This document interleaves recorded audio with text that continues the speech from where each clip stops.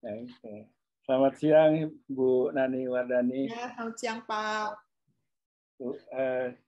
Ini kawan-kawan kita ditemani oleh Ibu Nani Wardani untuk kita bincang-bincang tentang solar cell, khususnya solar cell yang katanya tipe yang di atas atap, orang bilang itu tipe rooftop. Sekarang kan lagi banyak sekali itu perbincangan karena perkembangannya begitu lagi marak ya, besar Pak. ya. Jadi masyarakat sangat ingin tahu gini. Nah, Ibu Nani Wardani ini sudah lebih entah berapa, mungkin lebih dari 30 tahun bergerak di solar cell ya. Ya, Pak.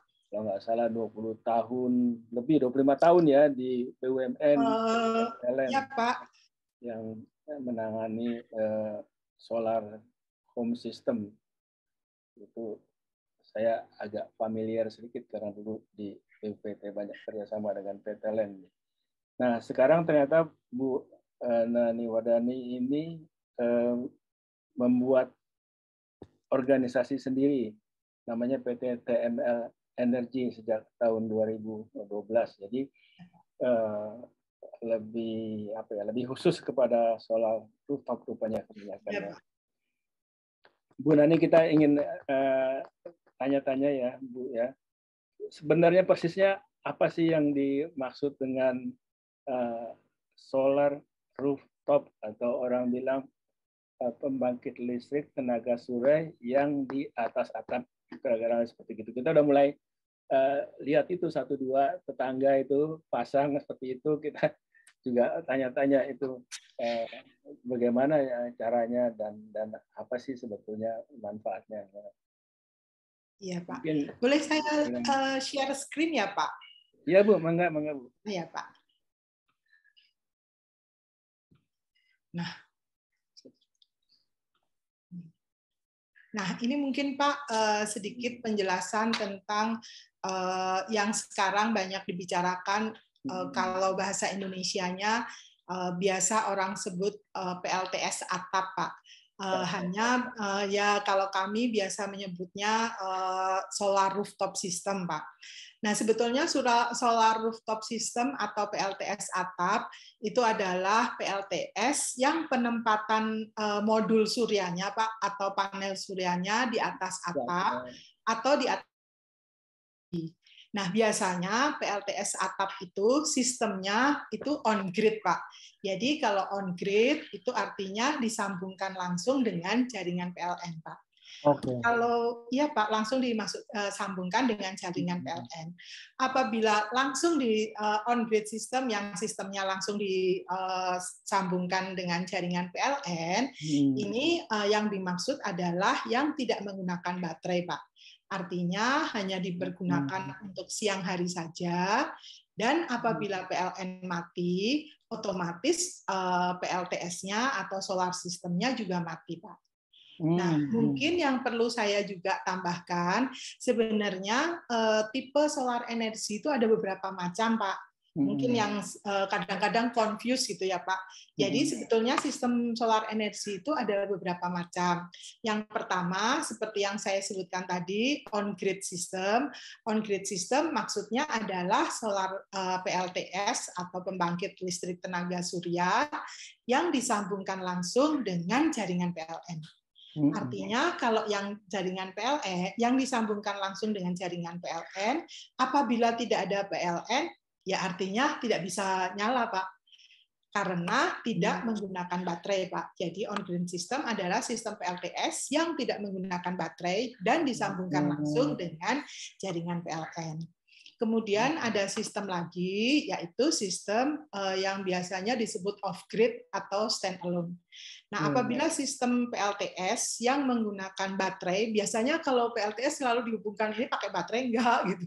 Nah, kalau yang menggunakan baterai itu biasanya sistem stand-alone atau sistem berdiri sendiri. Jadi apabila tidak ada PLN, tetap bisa nyala karena menggunakan baterai, Pak. Jadi pada siang hari listriknya diambil dari sinar matahari, kemudian kelebihannya akan dimasukkan ke dalam baterai, disimpan ke dalam baterai, dan pada malam hari digunakan untuk penerangan atau digunakan untuk appliance, ya menyalakan appliance pada malam hari dari baterainya tadi, Pak. Kemudian ada sistem yang ketiga, yaitu sistem yang disebut hybrid. Kalau hybrid, ya tentunya ada dua source, Pak. Bisa source satunya itu dari PLN, bisa dari renewable energy yang lain, tapi yang penting adalah menggabungkan dua source menjadi satu sistem solar energy yang lain. Jadi solar disambungkan dengan PLN, dan dengan baterai, nah itu bisa juga disebut dengan hybrid. Kemudian solar disambungkan dengan angin atau dengan genset atau dengan apa. Yang penting ada penganggap lebih dari dua source, yang itulah yang disebut hybrid system. Nah mungkin begitu Pak sedikit gambarannya. Kalau tanya Bu ya, kalau yang tanpa baterai tadi Ibu bilang kalau PLN mati, artinya dia juga mati dong? Iya betul Pak. Jadi yang sekarang yang banyak di PLTS atap tadi Pak, rooftop system, itu semuanya sistemnya, bukan semuanya, mostly lah Pak, 98% sistemnya adalah sistem on-grid Pak. Jadi tidak menggunakan baterai dan harus ada PLN-nya Pak. Pada saat PLN mati, ya PLTS-nya akan mati juga Pak. Dan hanya bisa dipergunakan pada siang hari Pak. Oh, jadi nggak bisa sekalian jadi backup ya? Nah, nanti ada lagi sistem yang lain, Pak. Sistem yang lain inilah yang tadi sebetulnya dia hybrid juga, backup baterai gitu, Pak. Jadi jadi dalam sistem itu dilengkapi dengan baterai. Pada saat siang hari listrik yang dari sinar matahari bisa langsung dipakai dan ada kelebihannya disimpan di dalam baterai. Nanti Pak pada saat PLN mati bisa menggunakan baterai tadi Pak. Ya. Tapi yang sekarang banyak mungkin Bapak lihat di rumah-rumah atau Bapak lihat di pabrik-pabrik itu pada umumnya yang on-grid system Pak. Jadi harus ada PLN, tidak menggunakan baterai, dan apabila PLN-nya mati otomatis juga mati juga Pak. Karena di sini tujuannya adalah mengurangi mengurangi beban listrik dari PLN. Jadi nanti tagihan listrik dari PLN-nya akan berkurang, itu Pak. Oh, yang stand alone itu justru sedikit ya? Oh, dulu kan kalau nggak salah awal-awalnya justru orang kebanyakan stand alone ya? Ya betul Pak. Jadi pada saat dulu saya kerja di LAN yang memasang SHS, dulu di LAN Pak pertama kali sebetulnya PLTS ini mulai terkenal atau mulai biasa orang tahu begitu, waktu itu PT LAN Pak dapat semacam grant Pak dari bukan grant ya mungkin ya Pak, soft loan dari Australia untuk membangun solar home system di 3.600 rumah di seluruh Indonesia gitu Pak. Nah itulah mungkin baru orang mengenal tentang PLTS. Nah PLTS yang untuk solar home system tadi itu yang stand alone Pak, menggunakan baterai. Terus kemudian untuk rumah-rumah yang di pedalaman yang belum ada PLN-nya, kemudian dari satu rumah itu ada 3 lampu. Jadi nanti pada siang hari menggunakan sinar dari matahari, malam hari menggunakan sinar matahari yang disimpan di dalam baterai, gitu Pak. Karena baterai itu mahal Pak, jadi memang sekarang pada umumnya digunakan bukan untuk stand alone, tapi untuk mengurangi tagihan listrik PLN. Oh gitu, saya jadi ingat itu, saya masih ada sedikit tuh di rumah itu. Pasang mungkin sekitar 20 tahun yang lalu, itu tujuannya memang hanya untuk itu sih, untuk backup, karena dulu kan lampu kan sering mati ya. Ya betul Pak. Oh gitu. So sekarang tanpa baterai justru ya yang on. Ya, tapi juga banyak juga Pak yang kemarin gara-gara kemarin sempat blackout itu Pak, itu banyak yang menghubungi kami yang menginginkan dengan backup baterai. Nah, kalau backup baterai untuk keseluruhan rumah, Pak, untuk appliance keseluruhan rumah nanti jadinya akan mahal, Pak. Jadi mahal ya. Iya, Pak. Jadi biasanya akan diisolasi gitu, Pak. Itu khusus untuk yang umpamanya nggak mau mati dong ininya kulkas, kemudian pompa air nggak mau mati, terus kemudian lampu-lampu kecil aja lah gitu, lampu di ruang tamu, lampu depan. Nah nanti bisa diisolasi Pak, khusus untuk ruang tamu, kemudian lampu depan, terus kemudian kulkas dan kemudian pompa air, itu bebannya berapa? Nanti kita hitungkan baterai yang diperlukan untuk menghidupkan appliance tadi selama berapa jam. Biasanya matinya paling 3 jam atau 5 jam maksimal. Nah, berarti dikalikan 5 jam nyala masing-masing appliance tadi. Jadi baterainya tidak akan besar, Pak. Kalau seperti itu bisa ekonomis, Pak. Iya, betul. Ya. Bu, tolong kita dijelaskan ya, nggak usah terlalu teknis. Tapi itu apa di rumah itu kan skemanya gimana itu? Ada di atapnya, terus dalam rumah apa yang harus dipasang? Ada inverternya atau gimana? Oh iya. Jadi Pak biasanya memang dipasangnya, namanya juga ini kan solar rooftop Pak. Jadi dipasangnya di atap. Yang dipasang di atap itu hanya solar modul, kemudian solar modul harus dipasang di atap tentunya menggunakan mounting structure-nya Pak. Mounting structure karena ini ada di atap, biasanya kita menggunakan aluminium Pak supaya lebih ringan. Kemudian yang masih di atap itu adalah cabling dengan cabling PV cabling Pak, jadi DC cable. Terus kemudian nanti dari hanya itu saja Pak yang ada di atap rumah. Nah, yang di atap rumah yang tadi itu biasanya sih tidak terlalu berat. Sebelum dipasang itu memang kontraktor harus melihat dulu Pak kemampuan atapnya seperti apa. Terus kemudian nanti setelah kemampuan atapnya seperti apa, apakah ada shading? Karena nanti dengan adanya shading akan mengurangi energi yang dihasilkan dari PV modul itu sendiri. Jadi sebetulnya tidak terlalu itu Pak, tidak terlalu complicated. Nanti dari setelah keluar dari solar modul turunnya ke bawahnya bisa di ini kan Bu. Kalau ada gambarnya yang mungkin mungkin ini Pak. Ya Pak. Jadi kalau sistemnya sendiri ini dari sinar matahari nanti akan langsung menyinari solar modul tadi Pak. Solar modul ini berfungsi untuk merubah energi sinar matahari tadi itu energi sinar matahari dirubah menjadi energi listrik, dan energi listrik yang dihasilkan dari solar panel ini itu adalah DC, Pak. Jadi listrik DC. Tapi sekarang di perkembangan, tapi di Indonesia belum nih ya Pak. Saya baru lihat di Amerika dan beberapa negara Eropa itu sudah ada solar modul yang sudah bisa menghasilkan listrik AC, Pak. Oke, langsung AC. Iya, Pak. Jadi kalau dia tidak sudah langsung menghasilkan listrik AC, artinya tidak lagi diperlukan inverter yang fungsinya untuk mengkonvert DC current tadi menjadi AC current. Jadi kalau yang sekarang yang kita masih pakai di Indonesia itu adalah yang PV modul yang biasa. Jadi listrik yang dihasilkan oleh PV modul tadi itu adalah listrik DC. Kemudian dari listrik DC tadi akan masuk ke dalam inverter.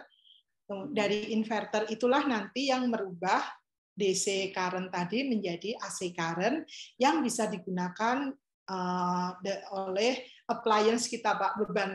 Beban kita ini semuanya kan AC, Pak. Jadi dirubah tadi dari DC current yang keluar dari PV modul masuk ke inverter menjadi AC current yang kemudian bisa dipakai oleh beban-beban listrik dari komponen-komponen elektronik yang kita pakai. Jadi cuman itu saja, Pak. Nanti biasanya karena ini mau disambungkan ke PLN, kita biasanya menambahkan seperti MC box. MC box itu di dalamnya hanya ada proteksi-proteksi gitu Pak, supaya tidak merusak apabila ada sesuatu terjadi di situ tidak akan merusak panel yang ada di panel listrik PLN-nya. Nah, kemudian dari MC box tadi langsung interkoneksi ke panel atau meter listrik punyanya PLN. Apabila listrik ini akan ada transaksi dengan PLN, maka meter listrik yang tadi dari PLN yang kita punya biasa di rumah itu harus dirubah menjadi KWH meter Exim. Begitu, Pak.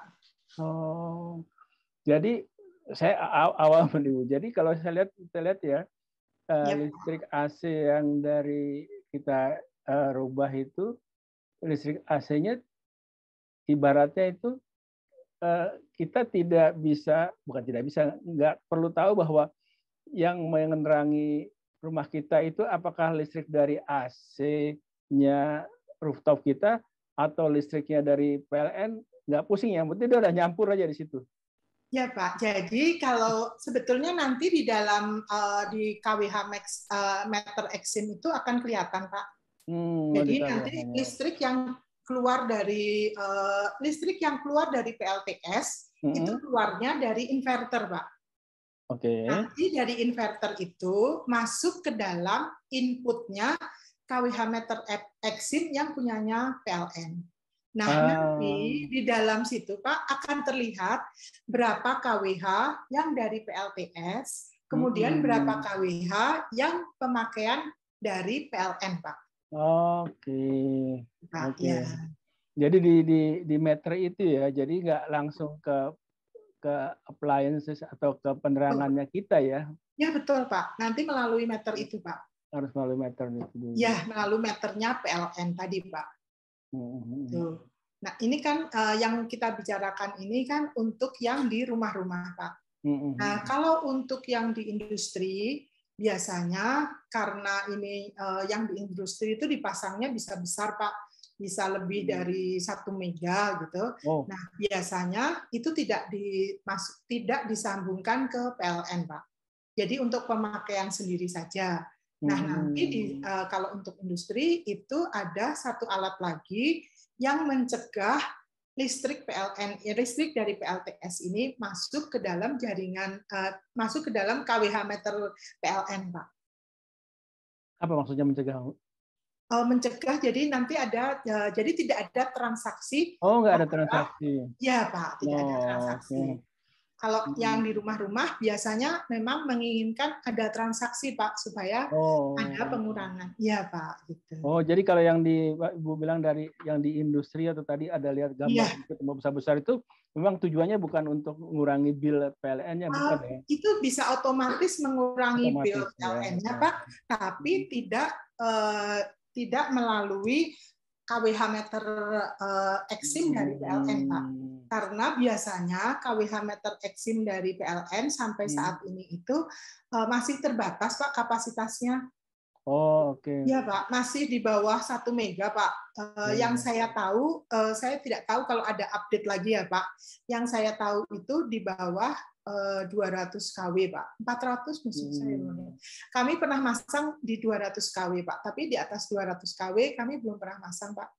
Karena memang KWH meternya masih KWH meter Exim-nya itu belum pernah tahu saya, Pak, untuk yang kapasitas besar. Tapi jadi kalau yang kapasitas besar itu rata-rata mereka pakai baterai dong, Bu ya? Tidak, Pak. Jadi mereka mengurangi. Jadi umpamanya nih, Pak, umpamanya beban ini listrik mereka. Jadi umpamanya mereka itu, Pak, langganan listriknya di atas 10 mega. Kemudian bebannya umpamanya 8 mega, Pak. Nanti dia akan masang PLTS itu 3 mega, Pak, yang diisolasi. Jadi, ya Pak, 3 mega yang diisolasi. Artinya nanti itu bebannya yang tadinya 8 mega, mereka langganan 10 mega, terus kemudian mereka bebannya itu sebenarnya tagihannya setiap bulannya hanya 8 mega, tapi karena nanti mereka isolasi yang 3 mega umpamanya menggunakan PLTS. Jadi nanti tagihan mereka tinggal 8 mega dikurangi 3 mega, yang ke PLN itu hanya 5 mega, Pak.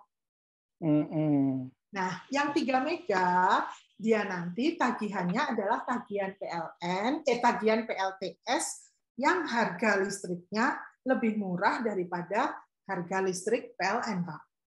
Iya, iya, iya. Tapi Jadi artinya dari mereka, awal memang dia udah pisahkan ya. Iya, betul, Pak. Oh, Dia okay. sudah pisahkan ininya, Pak. Apa tuh namanya box. Biasanya kan di pabrik itu ada ininya, Pak. Ada kayak box-box. Umpamanya di sini gardu sini itu ini apa saja gitu, Pak. Sudah mereka isolasi. Nah, jadi biasanya memasangnya sudah mereka isolasi, Pak. Bu, boleh kasih sedikit itu simulasi apa untuk meteringnya di solar rooftop supaya ada gambaran ya. menguntungkan nggak? Iya, Pak. Nah, ini Pak, jadi tadi yang saya sampaikan bahwa apabila ingin memasang PLTS atap di rumah dan nanti menginginkan akan ada transaksi dengan PLN, maka yang KWH meter yang di rumah itu harus dimintakan ke PLN untuk diganti menjadi KWH meter eksim, Pak, namanya. Itu KWH meter ekspor import. Nanti di dalam KWH meter itu akan terlihat berapa pemakaiannya beban kita, listrik kita dari PLN, dan berapa yang dari PLTS, Pak. Nanti terlihat. Nah, tapi perhitungannya itu umpamanya, Pak, ini di sini ada contoh. Umpama kita itu menggunakan yang dari PLN umpamanya 500 kW, Pak. Terus kemudian yang dari PLTS kita pakai 300 kWh umpama, Pak. Nah, untuk pelanggan PLN itu tetap harus membayar rekening minimal, Pak. Rekening minimal. Nah, rekening minimal ini itu ada rumusnya, Pak. Itu rekening minimal adalah 40 jam dikalikan langganan kita berapa. Kalau langganan kita 6,6 kV, berarti kita membayar rekening minimum itu adalah 264 kWh dikalikan berapa rupiah PLN-nya, Pak. PLN kan biasanya kalau nggak salah 1.000 untuk kita rumah tangga 1.450 gitu, Pak. Berarti dikalikan 1.450. Nah, kemudian ini sudah tidak berlaku, Pak. Nah, kalau ininya apa? Jadi sekarang mulai bulan Oktober ini ada peraturan baru, Pak. Nah, peraturan barunya itu kalau tadinya, Pak, listrik dari PLTS itu bisa dijual ke PLN dengan harga 65%. 2% ya katanya. Ya, tapi peraturan yang baru itu listrik dari PLN itu bisa kita jual, listrik dari PLTS kita bisa jual ke PLN dengan 1:1, Pak, sekarang. Oh, dengan harga yang sama ya katanya. Ya, Pak, dengan yang sama. Jadi ini mohon maaf, ini saya memang masih yang lama. Jadi ini kan yang lama. Kalau yang baru, Pak, itu sudah tidak dikalikan mana listrik pelanggan. Nah, bukan ya. Nah, sisa import 65 kW. Oh, ini ada harganya di sini. Oh, belum ada harganya ini ya, Pak. Bagus malah. Malah bagus malah. Jadi ini belum ada harganya. Jadi yang tadi, Pak, saya ulang, rekening minimum ini harus tetap dibayar, Pak, yang 264 kWh, artinya 40 jam kali kita langganannya 6,6 kV, jadi ada 264. Kemudian dari ekspornya itu kita pakai 500 kWh. Dikurangi rekening minimum ini 264, jadi tetap kita bayarnya itu 500 dikalikan rekening ini kan harus nih, Pak, yang rekening minimum. Jadi nanti yang akan diekspor tidak 500 kWh tapi 236, Pak. Dikurangi biaya minimum ya, dikurangi biaya minimum. Ya, Pak. Tadi saya mungkin kebalik, Pak. Jadi yang ekspor jual PLN yang 500 kWh ini adalah ini listrik yang dihasilkan oleh PLTS, Pak. Ya. Ya, jadi yang dihasilkan PLTS itu tidak otomatis yang akan kita jual itu 500 kWh, bukan Pak. Tapi ada rekening minimal tadi Pak, biaya rekening minimal. Biaya rekening minimal adalah tergantung dari berapa kita langganan PLN. Ya, kalau langganan PLN-nya 6,6 kW, biasanya kan 2,2, 6,6, kemudian 10,6 gitu Pak. Nah, kalau yang kebanyakan biasanya 6,6 kW. Berarti 40 jam kali 6,6 itu sama dengan ini, Pak. Nah, jadi walaupun listrik yang dihasilkan PLN itu 500 kW, yang dihasilkan PLTS itu 500 kWh, tapi yang bisa dijual ke PLN itu hanya 500 dikurangi biaya minimal, Pak. Oke. Nah, jadi ya Pak, jadi nanti tagihannya adalah apabila kita itu pakai listrik 300 dari PLN, nanti akan dikurangi Pak, 300 dikurangi yang ini tadi Pak, 3. Ya, jadi sama dengan 64 kWh. Itu yang ditagih. Ya Pak, inilah yang akan nanti dibayar PLN itu dengan mendidaktif Pak. Jadi PLN tidak akan ngasih uang ke kita Pak, tapi tagihan kita bulan depan akan dikurangi dengan 64 kWh ini Pak. Ya. Nah, begitu. Nah, kalau sekarang ini kan 1:1 Pak. Jadi berarti tetap 64 kWh ini Pak. Tapi kalau dulu Pak, sebelum Oktober tahun 2021 ini itu 65% Pak. Jadi 64 dikalikan 65% mungkin sekitar 50 kWh. Jadi pengurangannya 300 dikurangi ini sama dengan 64 kWh dikalikan 0,65 jadi 50 Pak, gitu Pak. Tapi kalau sekarang karena sudah 1:1, jadi langsung listrik yang dihasilkan yang dikurangi tadi Pak, listrik yang kita pakai dari PLN kemudian dikurangi dari PLTS sama dengan 64 kWh dikalikan berapa kWh dari listrik yang kita beli Pak. Kalau rumah tangga itu sama dengan 1.450 kalau nggak salah Pak. Jadi $10 ya. Ya Pak, jadi dikalikan 1.450 dan ini bukan PLN membayar ke kita bukan Pak, tapi nanti tagihan kita bulan depan dikurangi dari ini, dikurangi dengan ini Pak. Jadi seperti didaktif gitu Pak. Didaktif ya. Ya, didaktif. Nah, kemudian ini sebenarnya ada hubungannya dengan ini Pak, yang rumahnya Pak Widyo. Jadi rumah Pak Widyo tadinya dia kapasitas yang langganannya 6,5 kapasitas langganannya 7,7 kVA Pak. Terus dipasang PLTS 6,5 kWp.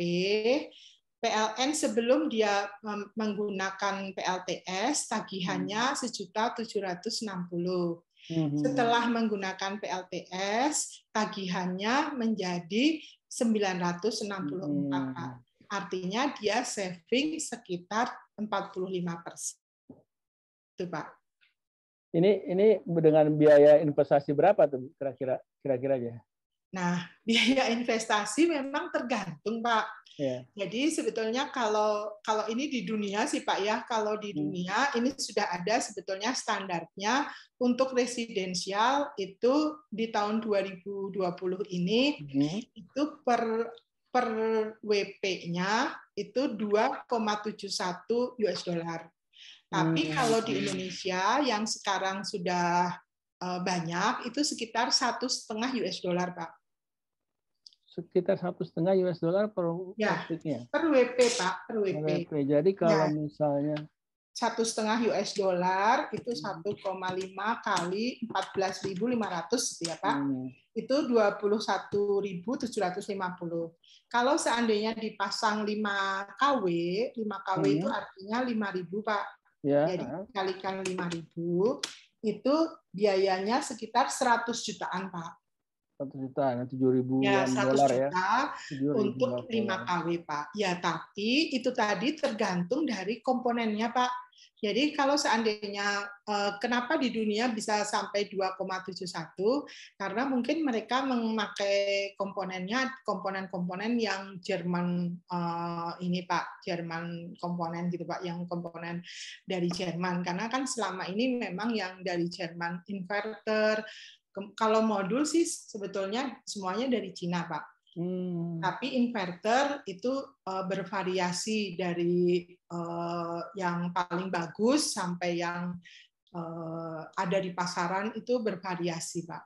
Makanya sebetulnya harganya juga bervariasi, Pak. Oh, Ya, inverternya mahal ya, rupanya komponen inverter harganya cukup mahal ya. cukup mahal, Pak. Jadi contohnya umpamanya kalau inverter itu untuk yang 5 kW, yang brandnya itu bagus, itu bisa sekitar harganya bisa sekitar 20 jutaan gitu, Pak. Oh, oke. Ya.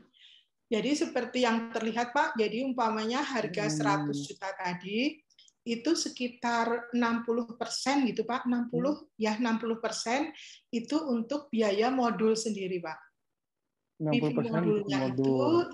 itu persentasinya 60%. Kemudian 10% itu 10-15% itu untuk inverter, sisanya cabling dan pemasangannya, Pak. Ya, tapi cukup jauh ya 2,7 dengan 1,7 ya. Ya Pak, karena kalau saya lihat Pak, yang di luar negeri itu jadi mereka sudah sangat memperdulikan safety prosedur Pak. Jadi yang akan saya sampaikan nih untuk yang Bapak dan Ibu yang ingin memasang PV rooftop, apa saja yang harus dipertimbangkan, Pak. Jadi yang dipertimbangkan, karena PV rooftop ini kan sebetulnya lifetime sistemnya sendiri itu sekitar 25 tahun, Pak.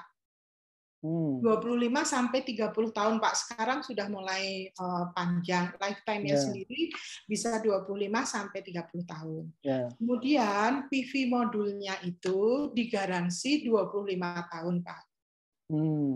Inverter itu ada yang menggaransi sampai 10 tahun. Nah, jadi ini yang berbeda Pak harganya.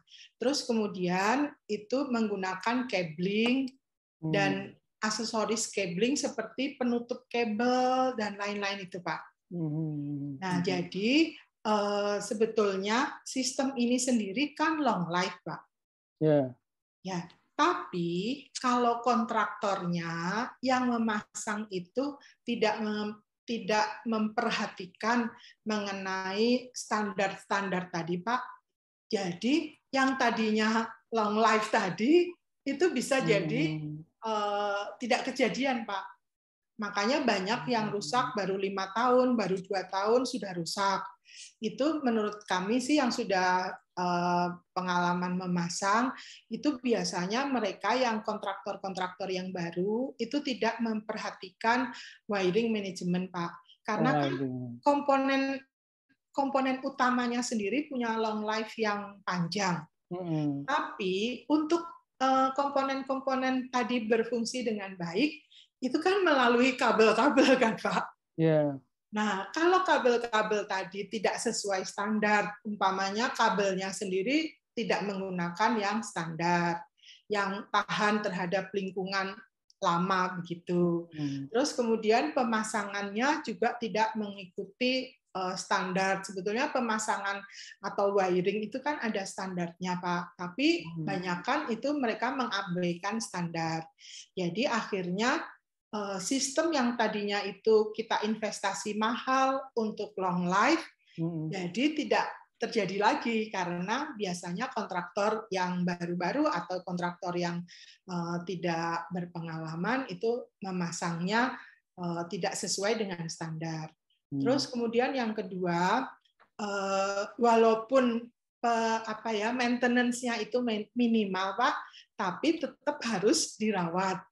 Nah, jadi biasanya kontraktor-kontraktor yang sudah punya reputasi itu akan memberikan penawaran termasuk umpamanya termasuk maintenance gitu Pak. Maintenance itu karena ini berpengaruh sekali Pak terhadap long life tadi. Apanya sih Bu yang di maintenance ya?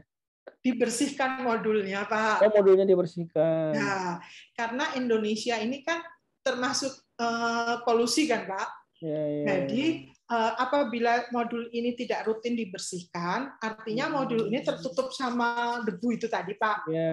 Nah, berarti energi yang diserap dari sinar matahari tidak optimal.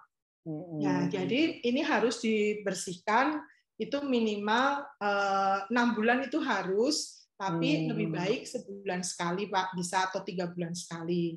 Kemudian dicek tadi wiring tadi Pak, apakah sudah ada yang rusak karena cuaca atau ada yang kendor atau ada apa gitu Pak. Jadi maintenance itu walaupun dibilang bahwa maintenance-nya kecil, tapi tetap harus dilakukan karena tadi itu Pak, karena nanti yang pertama energi yang dihasilkan tidak sesuai lagi akibat tertutupnya debu atau solar modulnya tadi. Yang kedua, performansi kabelnya menjadi sudah aus atau apa, sehingga membuat kerusakan di komponen-komponennya. Yang paling bahaya adalah Pak, apabila kalau di atap itu kita instalasinya tidak benar, bisa kebakaran Pak. Oh gitu? Iya Pak, sudah banyak Pak yang kebakaran. Nah kalau atapnya kebakaran, nanti rumahnya kebakaran juga. Padahal kan ininya tegangannya kecil sekali, DC ya? Iya Pak, jadi walaupun tegangannya DC Pak, DC kan mungkin tegangannya menjadi lebih tinggi, kalau nggak salah tuh yang kecil-kecil itu sekitar 60 kVA atau 60, ya saya tidak apa-apa. Jadi yang walaupun yang kecil-kecil tetap karena DC itu tegangannya lebih tinggi daripada AC Pak, dan apabila terjadi korslet bisa. Di luar negeri sudah banyak yang kebakaran, dan di Indonesia sudah mulai ada, Pak. Jadi menurut saya sih agak harus lebih teliti, karena ini kan harganya mahal, investasinya mahal, dan sebetulnya sistemnya sendiri long life, jadi ya harus mengoptimalkan maintenance supaya benar-benar sesuai dengan harapan kita, gitu aja Pak. Mungkin. Kalau tadi kan Ibu kasih gambaran ya, Pak Wijatama ini kan, ya Pak, 7.700 VA, harga pasangannya ya, mungkin sekitar 100 juta lah kasarnya gitu. Pasangannya itu kalau nggak salah Pak Widyo berapa sih lupa ya, sekitar segitu Pak. Jadi sebetulnya itu antara $1,5 sampai dengan $2 tadi Pak. Jadi sekitar katakanlah 100-125 juta gitu kan? Ya 100 jutaan gitu Pak. 100 jutaan ya. Ya. Nah itu berapa luas ini? Kalau perluasnya apa? Luasnya bisa dilihat dari sini Pak. Jadi biasanya 1 kW itu antara 12 sampai 14 meter persegi Pak. Oh nggak besar. Lukan atapnya. Ya. Terus kemudian ininya Pak beratnya. Nah beratnya itu sekitar 10 kilo. Ini saya salah Pak. 10 kilo ya per meter. Ya Pak, 10 kilo. 10 kilo per meter persegi. Ya Pak. Antara 10 kilo. Ini yang di rumah Pak Widyo dapat. Nah ini Pak di rumah Pak Widyo. Jadi tidak harus juga. Ini kenapa tidak semua atap? Karena kalau nggak salah atap di sebelah yang dekat pompa ini itu atapnya ada apa gitu kurang kuat Pak. Jadi akhirnya dipasangnya dia dicari yang lebih kuat gitu Pak. Biasanya sebelum kita pasang, sebelum kontraktor datang untuk masang, itu biasanya audit dulu Pak, seperti apa kira-kira atapnya, apakah kuat atau enggak gitu Pak. Nah untuk pembelian untuk pembelian solar PV rooftop ini sekarang udah banyak Pak fasilitas-fasilitas yang diberikan. Jadi kalau dengan kami, itu kami kerjasama dengan BRI, UOB, dan Mandiri. Tapi nanti ada kontraktor lain yang kerjasama dengan Bank Permata, terus kemudian bank apa gitu Pak. Dan saya sudah pelajari yang dengan Bank Permata ini, yang paling, Permata BCA Pak. Jadi yang dengan Permata dan BCA ini saya pelajari sepertinya ininya lebih bagus Pak. Bunga dan lain-lain sehingga cicilannya bisa lebih murah padahal ininya sama. Oh gitu. Ya, Pak. Bentuknya apa itu? Jadi seperti bentuknya apa? Seperti apa itu? Seperti dulu KPR, BTN apa gitu? Pak, ya kalau kami saya kurang tahu kalau yang dengan Bank Permata seperti apa, tapi saya lihat sih kontraktor yang lain pakai Bank Permata itu harga jualnya sama, tapi cicilannya bisa lebih murah.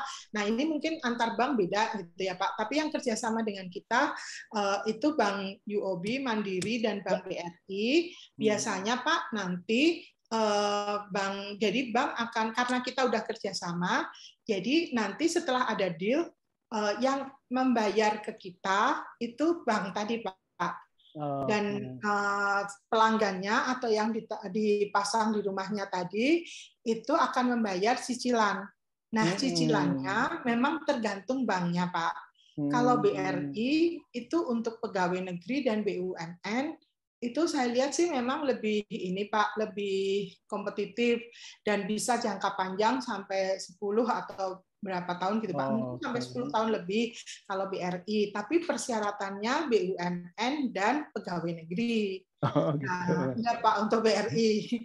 Kalau untuk Mandiri sepertinya lebih terbuka, tapi mungkin bisa nanti Mandiri Pak yang akan deal dengan klien, saya kurang tahu Pak seperti apa. Kalau UOB itu cicilannya lebih pendek, Pak. Kalau nggak salah hanya sampai 6 tahun, tapi dia interest rate-nya itu lebih kecil. Jadi nanti ya itu nanti pelanggan yang akan dengan deal dengan bank, Pak, nanti dipilih-pilih yang sesuai. Tapi kalau kami hanya kenal 3 bank tadi, jadi ya mungkin hanya bisa menawarkan di 3 bank. Tapi nanti kalau ada pelanggan lain yang umpamanya sudah dekat dengan Permata, bisa ini Pak Permata yang menawarkan, gitu Pak, yang membayar. Oh ya, jadi skemanya seperti KPR orang cicil rumah gitu betul ya? Pak, ya betul Pak. Nanti mereka yang akan ini. Dan kalau nanti jangka panjang itu biasanya dari bank itu memaksa ke kami Pak kontraktor itu untuk melakukan maintenance rutin Pak. Iya. Jadi ya Pak, jadi yang cicilan itu sebetulnya lebih cicilan dengan bank itu sebetulnya lebih aman karena nanti bank yang akan menegur akan ini kontraktor untuk selalu fit karena kan uangnya sudah ke sana kan udah ya, jadi harus ada menjamin bahwa selama cicilan itu ini masih working well gitu Pak. Jadi ada masalah ya Pak. Jadi itu menurut saya ini bagus karena ada pihak ketiga yang nanti akan memaksa bahwa ini harus selalu fit to performance gitu Pak. Karena kan sudah perjanjian gitu Pak. Iya. Dia berkepentingan lah agar si solar itu tetap bekerja. Kalau enggak kan untuk cicilannya kan. Iya, begitu Pak. Tapi ini kan contohnya 7,7 kilo. Jadi kalau yang ini ukuran paling kecil sekian atau? Jadi ukuran paling kecil itu sebetulnya yang ada yang 1,5 Pak, 1,5 kW. Jadi sebetulnya ini tergantung Pak. Jadi karena Pak Widyo itu langganan PLN-nya 7,7 kVA Pak. Jadi Pak Widyo memasang 85% dari langganannya Pak. Iya. Jadi 6,5 kWp. Peraturannya Pak, peraturannya itu apabila kita itu punya PLN-nya 7,7, kita yang diperbolehkan itu hanya mencapai 100%, Pak. Jadi kalau umpamanya Pak Widyo, sebetulnya Pak Widyo bisa memasang 7,7 kWp, Pak, sebetulnya. Tapi tidak boleh lebih dari itu. Ya, tapi tidak boleh lebih dari langganan ke PLN-nya, Pak. Seperti itu, Pak. Iya, karena KPLN-nya nggak mau malah dia yang Ya, bayar Pak, jadinya ya. kerugiannya Pak, nanti Nah, terus PLN bagaimana? Ya, jadi nanti bisa merusak jaringan PLN-nya Pak. kayaknya juga. Jadi tidak boleh melebihi karena kan nanti itu ada kapasitas trafonya PLN di gardunya sana gitu Pak. Jadi tidak boleh melebihi dari kapasitas langganan PLN. Jadi tapi 100% masih diperbolehkan. Bu, tadi ada Ibu singgung tadi meter dari PLN. Meter dari PLN itu bayar lagi kita ke PLN atau Iya Pak, meter dari PLN itu bayar lagi ke PLN 2,1 juta kalau nggak salah Pak. Ya, jadi itu yang itu nanti yang membayar yang pelanggan rumahnya itu Pak. Okay. Ya, jadi flow-nya Pak, jadi umpamanya nih rumah Pak Wendy atau rumah teman Pak Wendy atau rumah Pak Kakak Pak. Oh iya. Ya, rumah Pak Kakak ingin dipasang. Boleh disebut, nggak boleh disebut namanya. Iya, Pak Kakak panggil saya Pak. Rumah saya ingin dipasang. Bapak alamatnya di mana? Alamatnya di Bapak Kakak memberikan alamat. Kemudian kami melihat Pak melalui sistem ini desain itu melihat dari Google Map Pak. Nanti kelihatan atapnya rumah Pak Kakak. Dari atap rumah Pak Kakak nanti kami desainkan Pak, umpamanya di rumah Pak Kakak ini atapnya mencukupi segini kapasitas segini Pak gitu. Nah terus Pak Kakak setuju nggak karena dengan kapasitas segini itu artinya biayanya sama dengan segini gitu. Nanti Pak Kakak ya Pak, nanti Pak Kakak atau yang punya rumah akan nggak maulah kalau kapasitas ini harga segitu kemahalan, nanti ngapain karena beban siangnya hanya kecil gitu Pak. Karena harus disesuaikan juga dengan beban siang Pak. Ya kalau beban siangnya kecil ya jangan terlalu banyak, nanti kan berarti harus banyak yang dijual ke PLN Pak. Ya kalau dijual ke PLN seperti tadi Pak, dipotong beban. Jadi walaupun bilang 1:1, tapi kan dipotong beban beban rata-rata tadi Pak, beban apa tadi yang harus dipotong itu gitu Pak. Beban nominal apa gitu Pak. Nah jadi biasanya nanti kontraktor akan menawarkan yang sesuai dengan dengan kesesuaian dari pelanggannya Pak, dari yang punya rumah. Umpamanya oke, dipasang aja 5 kW, setuju gitu Pak. Nah, setelah itu nanti kami Pak dari kontraktor itu biasanya membuat dokumen-dokumen yang harus disubmit ke PLN Pak. Ya, jadi kontraktor akan menyiapkan itu seperti drawing, kemudian sistemnya, kemudian interkoneksinya seperti apa, terus kemudian komponen-komponen yang akan dipasang seperti apa, desain sistemnya seperti apa. Nah, nanti kontraktor mendaftarkan ke PLN. Ya, kalau nanti PLN maksimum 2 minggu akan menganalisa Pak pendaftaran tadi. Setelah persetujuan PLN, barulah kami boleh memasang Pak. Nah, nanti kalau sudah persetujuan PLN, terus kita datang lagi, survei detail, terus kemudian kita pasang. Nah, pada saat kita mendaftar tadi, sekaligus itu untuk membeli KWH meter eksimnya tadi, Pak. Ya, nah penjualan PLTS sistem tadi biasanya di luar KWH meter eksimnya, Pak. KWH meter eksimnya itu nanti biasanya harganya kalau nggak salah sih 2,21 juta atau 2,1 juta gitu Pak, saya lupa Pak. Tapi sekitar itu nanti sekalian daftar, sekalian pesan. Terus kemudian kita pasang, apabila sudah selesai pasang, tinggal interkoneksi, terus kita lapor lagi ke PLN Pak. Sudah selesai pasang. Terus PLN datang, melihat interkoneksinya, kemudian PLN akan mengecap SLO, Pak. Ini udah layak operasi.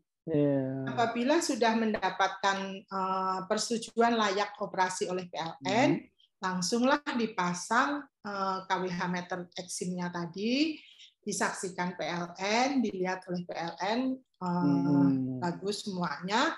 ya sudah Pak, gitu Pak, flow-nya seperti itu.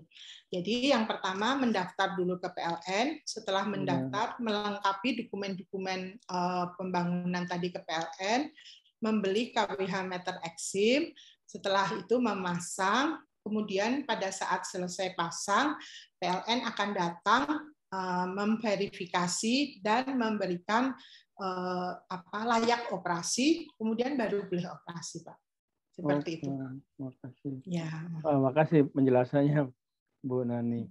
Ada lagi yang terakhir yang mau nanya, yang penasaran, karena saya suka dengar dari orang itu katanya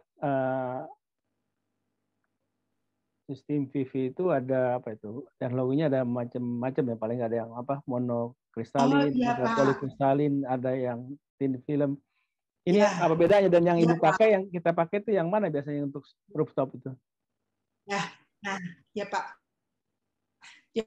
Jadi yang sebenarnya solar modul yang ada di pasaran, yang ada di pertama yang crystalline, itu ada monokristalline dan polikristalline, kemudian satu lagi thin film. Untuk monokristalline itu bahannya adalah solar cell, Pak. Kemudian bahannya adalah solar wafer, Pak. Jadi wafer, Pak. Wafer mungkin ya wafer lah ya, Pak ya, wafer. Ya wafer ya Pak ya. Bahasanya gitu. Kalau susah juga nggak ngerti juga saya. Wafer kan sudah tahu kan ya Pak ya, jadi nggak ada terjemahannya. Ya Pak, jadi wafer crystalline wafer, crystalline wafer untuk menjadi monokristalline itu ada prosesnya Pak. Jadi prosesnya dengan temperatur tinggi, kemudian biasanya dengan sistem kimiawi temperatur tinggi Pak, itu sehingga menjadi monokristalline.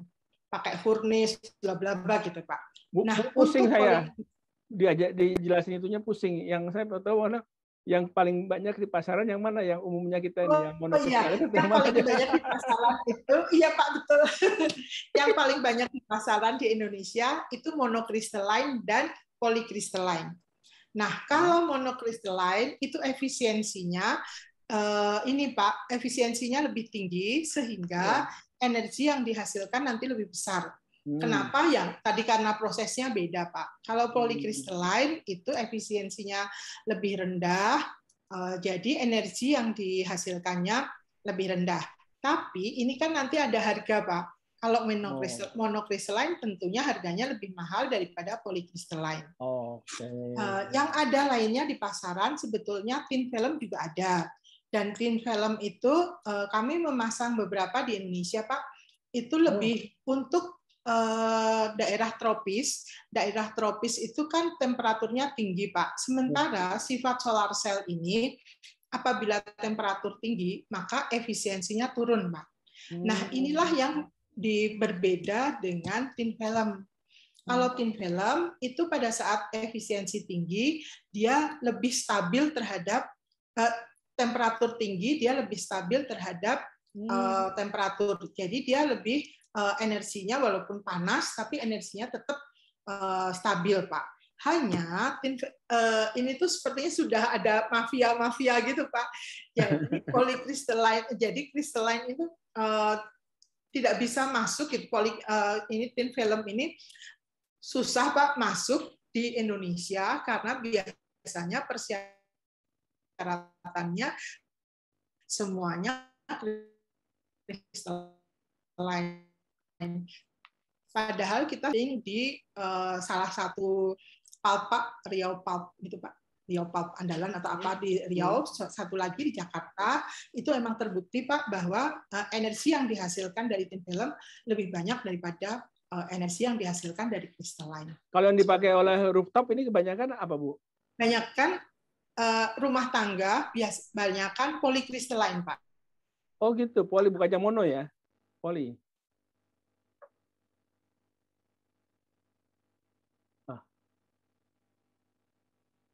Halo? Iya, kan biasanya polikristalline karena harga dan karena dia umpamanya nih Pak 5 kW. Kemudian kalau bedanya monokristalin dengan polikristalin kan efisiensinya hanya antara 3-5%, Pak. Jadi kalau 5 kW terhadap 3 atau 5% itu kan tidak terlalu kerasa ya, Pak. Tapi kalau 1 mega terhadap 5 atau 3% kan besar sekali.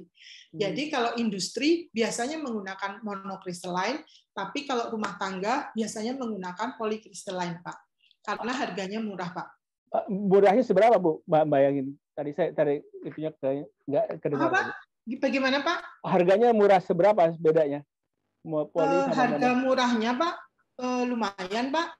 Jadi kalau di dalam US dollarnya, apabila dia polikristalin itu mungkin beda 0, sampai 0,05 gitu, Pak, US dollar per WP, Pak.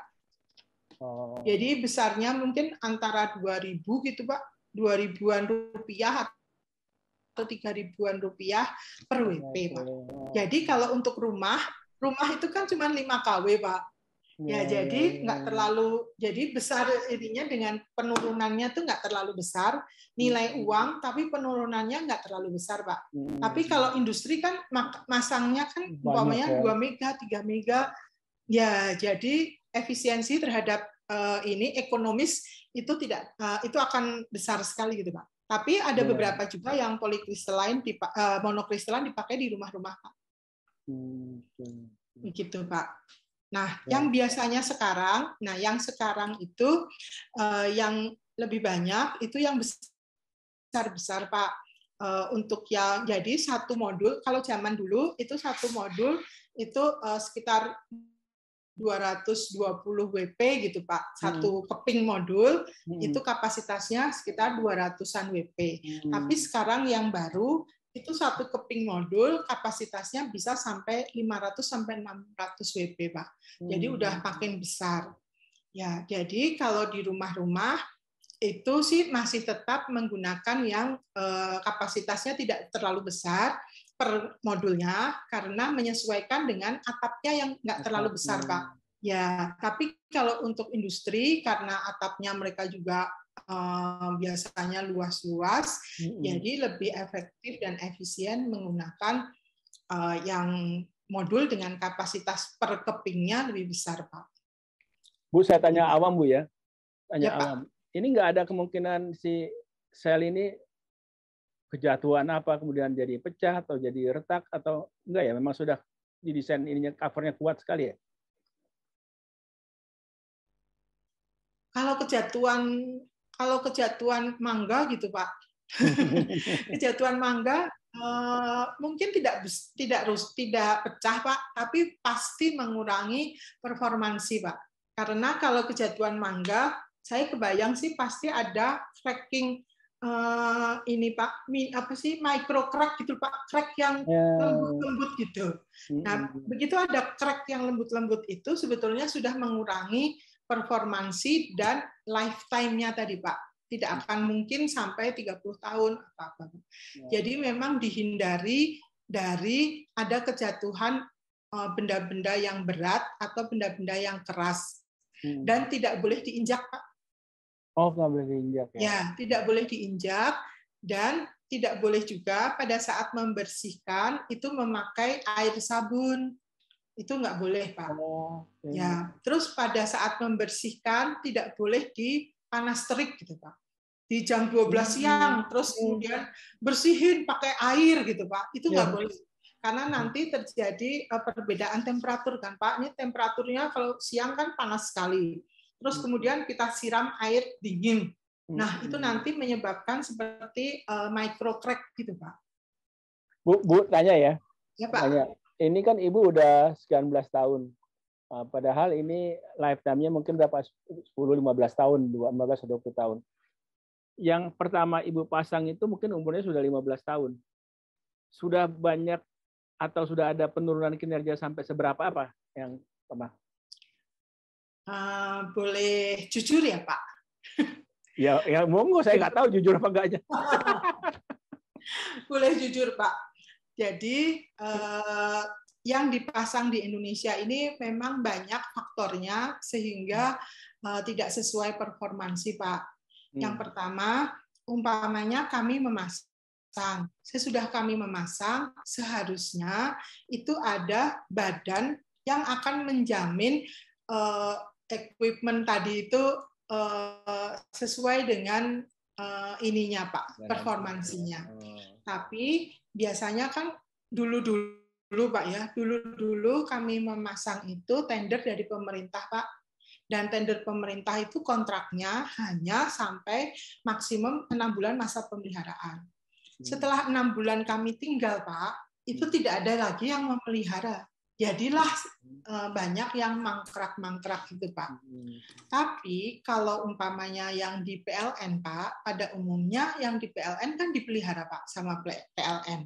Nah, inilah yang mungkin lebih panjang, Pak, ininya masa jangka waktu ini jangka waktu departemen Pak. Kalau dipasang oleh departemen itu memasang biasanya tidak diikuti dengan pemeliharaan selanjutnya. Tapi kalau PLN ada PLN ramping yang bertugas memelihara aset Pak. Jadi yang PLN itu memang masih jalan. Itu yang pertama Pak. Yang kedua, pada saat waktu kita membangun dengan biaya negara, itu kan harus TKDN, Pak. TKDN artinya yang produksi dalam negeri. Ya, sementara kalau diproduksi dalam negeri, itu terus terang aja, Pak, kalau mau jujur, itu kan tidak punya tes yang kalau di luar negeri Pak saya lihat mereka tuh punya kayak chamber untuk tes itu Pak, untuk tes terhadap lifetime gitu Pak, dimasukin chamber, dipanasin sampai berapa yang equal dengan hidup 30 tahun atau 20 tahun. Nah, di Indonesia ini tidak punya Pak.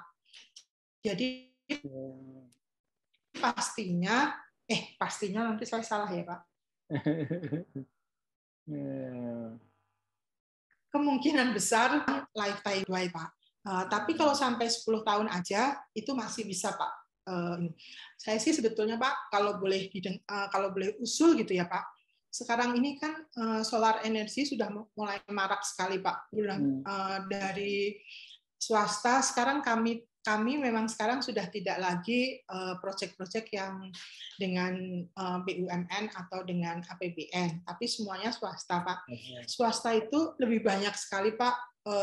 Perkembangan ini pesat sekali gitu, Pak. Kami aja satu perusahaan pipeline-nya yang kami catat, bukan kami menang tender ya, Pak, tapi yang kami catat itu baru pertengahan kira-kira Juni itu sudah ada 100 mega, Pak. Artinya itu kan kebutuhan modul panel PV tadi itu baru yang kami tahu satu perusahaan saja itu kan sudah 100 mega. Belum perusahaan-perusahaan yang lain kan banyak Pak. Yang tender-tender saya yang nggak tahu di swasta itu banyak sekali Pak. Belum lagi tender pemerintah. Kenapa pemerintah tidak membuat manufaktur yang benar-benar semuanya standar, jadi manufaktur yang udah otomasi yang benar dengan standar luar negeri yang benar sehingga bankable terhadap international bank Pak.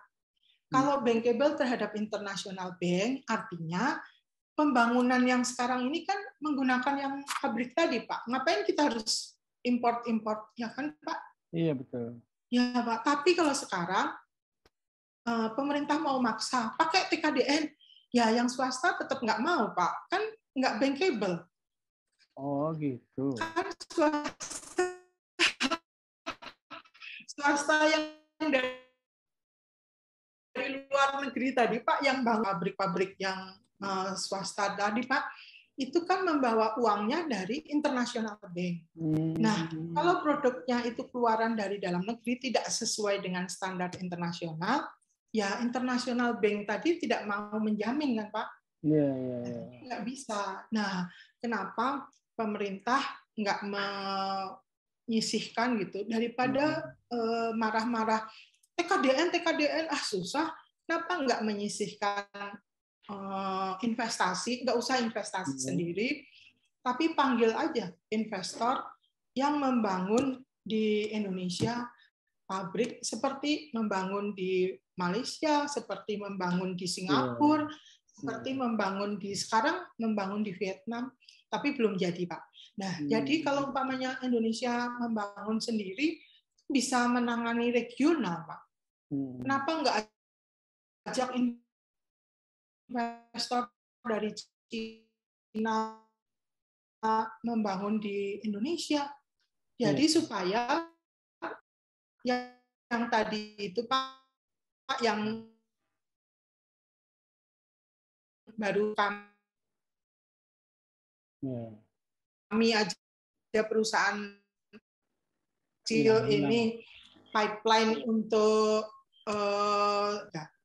Malaysia, bisa di Vietnam atau di mana, di tingkat regional, Pak. Jadi kan nggak usah import dari Cina. Orang Cina suruh bangun di sini, melayani regional Asia Tenggara. Tentunya ya. Ya mudah-mudahan bagus ya Pak ya, daripada kita beli dari Cina, Pak. Langsung PTLN tuh bangun dari dulu nggak bangun. Curhat malahan, Pak. Udah ngajuin proposal berapa kali itu PTLN. Iya Pak, jadi harusnya sih menurut saya G2G ya Pak. Kalau PTLN ya bagaimana, susah. Dibantu. Saya dulu Pak, dibantu pertama kali. Iya Pak. Ya mungkin begitu ya Pak. Gitu. Baik Bu. Pak. Makasih. Ini sayang Terima kasih Pak. Kalau memang nanti ada yang salah atau ada yang kurang, nanti boleh sampaikan ke saya Pak. Nanti kita bisa, oh itu tadi kurang. Nanti saya bisa lagi dengan, nggak usah dengan Bapak, dengan staf aja diulang apa gitu Pak. Ini hanya ini aja sih tadi udah bagus tuh, cuma mungkin beberapa pas Bu Nani menjelaskan itu ada internetnya atau saya atau Ibu tuh yang. Ya, kalau nggak di saya mungkin di saya salah satu. Ya Pak. Nanti kalau ada diperlukan mana yang harus diulang, nanti tinggal sampaikan ke saya Pak. Nanti staf Bapak langsung ke saya Pak. Baik kalau gitu, Bu Nani, tolong itu dah diberhentikan deh share screen ya. Ya Pak, oh ya Pak. Jadi stop share ya Pak. Ya stop share, oke. Saya kok bilang gitu. Terima kasih ke Bu Nani ya atas penjelasannya yang gamblang itu tentang dan terus terang mengenai solar cell ini, khususnya solar rooftop ya Bu ya. Dan kita mungkin nanti kawan-kawan bisa lebih mengerti lah mengenai solar rooftop ini. Potensinya begitu besar ya Bu sebetulnya, dan kelihatannya mungkin ini dengan sosialisasi seperti begini akan lebih banyak lagi kawan-kawan yang mengerti, memahami, dan kemudian juga lebih tertarik. Terus terang aja saya juga jadi banyak belajar dari Ibu nih, nanti mulai mikir-mikir nih, yang sekarang di rumah adanya itu tadi standalone yang lama itu model gitu. Mungkin nanti dicoba ngitung-ngitung lah seberapa dilihat, Pak. Seberapa mampunya. Iya, Pak. Terima kasih ya Bu Nani. Sama Pak, terima kasih Pak. Mohon maaf kalau masih ada yang kurang-kurang dan salah-salah Pak. Nanti bisa diulang ya Pak. Baik Bu, baik. Terima kasih Bu. Pak. Terima kasih. Ya Pak, terima kasih Pak. Assalamualaikum Pak. Ya.